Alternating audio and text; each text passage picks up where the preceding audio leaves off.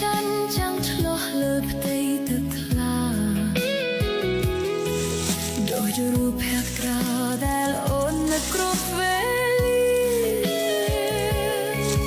ตัวใบเบลีซอยตรำอันสาวรีฉันแพกเตยនៅតែរងចាំជានិច្ចពេលយប់ស្ងប់ស្ងាត់បេះដូងនៅតែហៅគ្រាដែលធ្លាប់មានមិនអាចបំភ្លេចទៅវាស្នេហ៍ហេតុអ្វីឲ្យយើងឃ្លាតគ្នា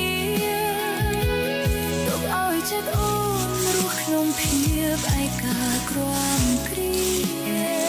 សំឡេងខ្លុយបកមករំលឹកដល់រឿងពីមុនសងខឹងជាតិក្រោយយើងបានជួបគ្នាវិញម្ដង